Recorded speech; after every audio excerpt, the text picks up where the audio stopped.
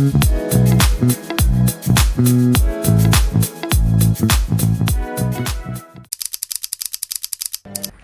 semuanya, selamat datang di podcast ini. Sebelumnya perkenalkan, nama saya Maria Mutiara Makbas. Teman-teman bisa panggil saya Tiara atau apa begitu menurut teman-teman.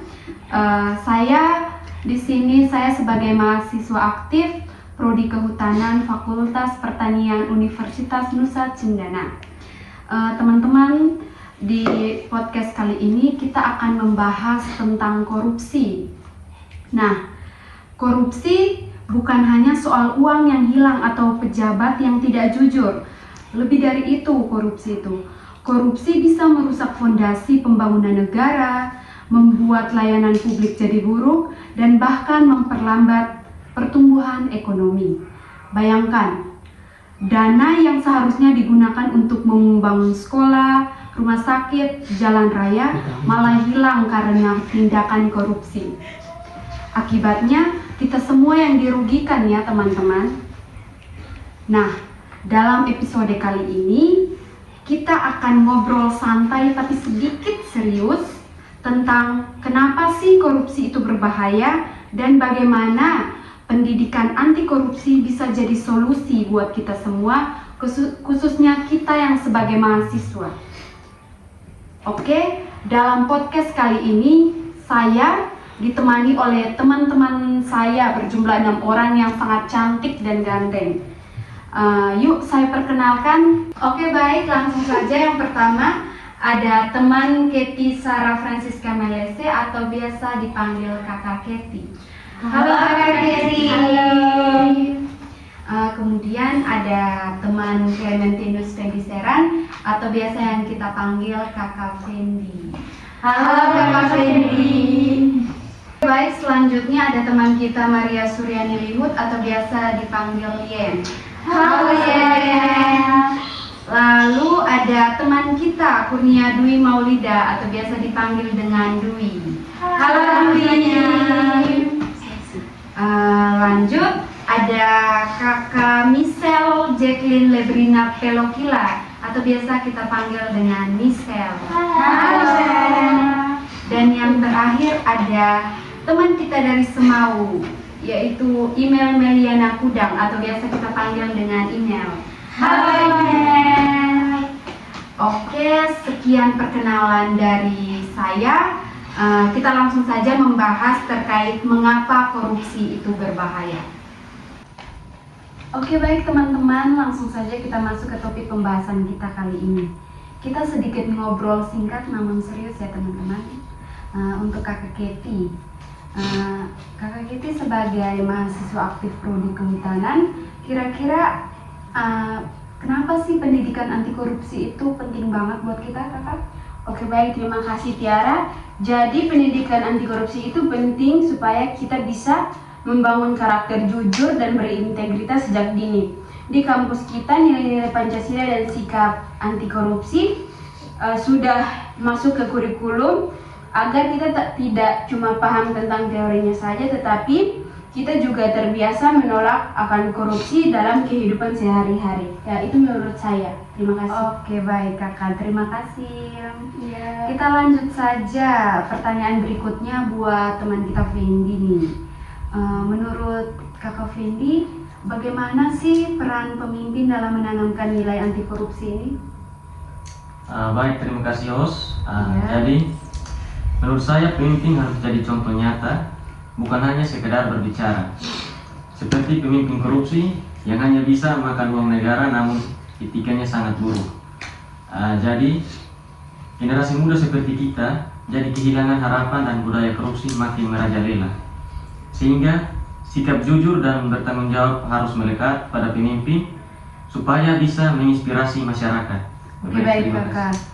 Jadi menurut korupsi itu berarti sangat berdampak juga ya kepada masyarakat kalau pemimpinnya tidak bertanggung jawab gitu Kakak. Ya. Oke baik. Kita lanjut saja pertanyaan berikutnya nih teman-teman. Kita lanjut pertanyaan berikutnya buat teman kita Yen. Oke, langsung saja kita ke pertanyaan berikutnya buat Kakak Yen. Dari ekonomi nih. Apa sih kira-kira dampak korupsi yang paling terasa?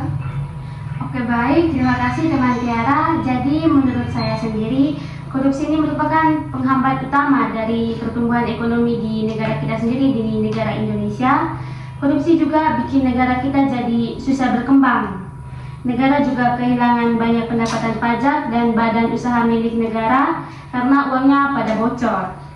Para investor juga pada takut untuk masuk modal karena khawatir uangnya pada hilang. Sehingga akibatnya lapangan pekerja di Indonesia jadi berkurang dan juga angka pengangguran semakin meningkat. Mungkin itu menurut saya, teman Tiara. Oke, baik. Terima kasih untuk pendapatnya, Kakak Yen. Oke, teman-teman, kita lanjut saja ke pertanyaan berikutnya buat teman kita Dwi.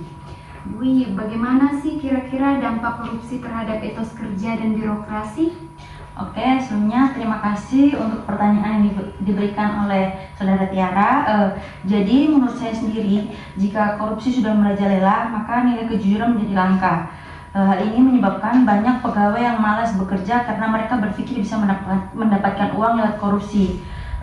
Tidak hanya itu, hal ini membuat pelayanan publik menjadi buruk dan produktivitas nasional jadi menurun. Kita mengambil contoh penggelapan dana dalam jabatan. Contohnya ada seorang pegawai yang bertanggung jawab atas dana operasional atas suatu proyek, tapi dia mengambil sisa uang yang harusnya dikembalikan pada perusahaan dan digunakan untuk kepentingan pribadi. Hal itu sudah menyeleweng dan sudah dinamakan korupsi. Begitu, Saudara Tiara. Oke, berarti mereka mengambil kesempatan dalam kesempatan ya. Seperti itu. Oke, baik. Kita langsung lanjut saja teman-teman. Kita lanjut pertanyaan berikutnya buat saudara kita Michelle. Oke, baik teman-teman, langsung saja kita lanjut ke pertanyaan berikutnya buat teman Michelle nih. Menurut Michelle, bagaimana sih dampak sosial dan lingkungan dari korupsi sendiri? Oke, terima kasih untuk pertanyaan teman Tiara. Kita menggunakan pemisalan saja. Semisalnya ada dana yang dipakai untuk membuat sekolah baru atau memperbaiki fasilitas rumah sakit, tapi malah diselewengkan oleh oknum tertentu. Akibatnya fasilitas seperti sekolah dan rumah sakit jadi kurang baik, sehingga orang-orang yang kurang mampu susah untuk mendapatkan layanan yang bagus. Selain itu, korupsi juga bikin orang-orang kaya makin kuat dan sering mengeksploitasi alam tanpa mikir dampaknya buat lingkungan dan masyarakat sekitar.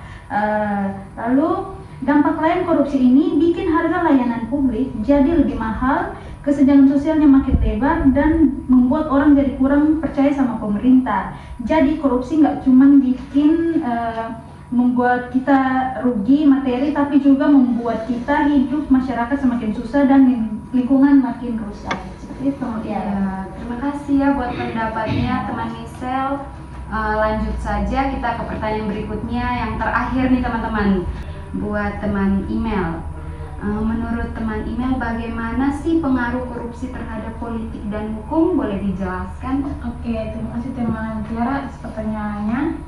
Menurut pendapat saya, korupsi ini bikin politik kita menjadi kotor dengan adanya politik uang dan juga dominasi oligarki. Di sini bisa kita ketahui bersama bahwa penegakan hukum kita ini menjadi lemah. Karena apa? Karena aparat-aparat korup, sehingga masyarakat kita ini menjadi makin tidak percaya dengan adanya hukum. Oke, sekian dari pembahasan kami teman-teman. Mungkin dari teman Keti, teman Dwi, dan teman Michelle mungkin, atau teman Fendi, teman email, dan teman Yen, mungkin ada sedikit contoh kasus mengenai korupsi ini di daerah tempat tinggal kalian masing-masing. Boleh dijelaskan dalam podcast ini, saya persilahkan. Oke, baik, terima kasih teman Tiara. Mungkin saya bisa menjawab pertanyaan dari teman Tiara terkait dengan contoh kasus yang terjadi di daerah kita. Saya mengambil contoh kasus korupsi di daerah saya, yaitu kasus dugaan penyalahgunaan dana yang terjadi di Manggarai Barat di Desa Bari, dan kasus ini terjadi selama tahun 2018 sampai tahun 2021.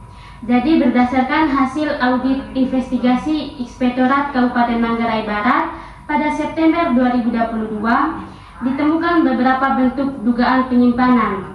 Dugaan tersebut meliputi pengeluaran fiktif, kelebihan pengeluaran belanja kegiatan, kekurangan volume pekerjaan yang sampai saat ini tidak ditindaklanjuti, dan pajak yang belum dipungut dan disetor ke kas daerah. Jadi total kerugian negara dari kasus ini ditaksir mencapai hampir 500 juta. Meskipun penyelidikan telah dimulai, belum ada menggambarkan tersangka yang telah ditetapkan di kasus ini. Kasus ini juga jadi menggambarkan salah satu permasalahan umum yang terjadi di negara kita, di negara Indonesia. Jadi transparansinya yang rendah dan kurangnya akuntabilitas dalam pengelolaan korupsi di Indonesia. Oke, terima kasih buat Kakak Yen yang sudah memberikan kita salah satu dari beribu banyak macam contoh. Oke, jadi teman-teman dengar sendiri kan, korupsi itu memiliki dampak yang sangat signifikan, sangat menghancurkan kedamaian dan keharmonisan kita, teman-teman. Jadi saran dari kami, jika ingin melakukan sesuatu, pikirkan terlebih dahulu. Terlebih jika ingin melakukan korupsi, pikirkanlah terlebih dahulu, karena korupsi bukan hanya merugikan diri sendiri, tetapi merugikan banyak orang di sekitar kita. Terima kasih banyak buat teman-teman narasumber yang sudah berbagi insight hari ini. Dari diskusi ini jelas bahwa korupsi merusak banyak aspek kehidupan kita. Pendidikan anti korupsi dan keteladanan pemimpin adalah salah satu kunci utama. Semoga kita sebagai mahasiswa Prodi Kehutanan Universitas Nusa Cendana ini semakin sadar dan berani melawan korupsi ya teman-teman. Oke, sampai jumpa di episode berikutnya. Bye-bye. Bye-bye.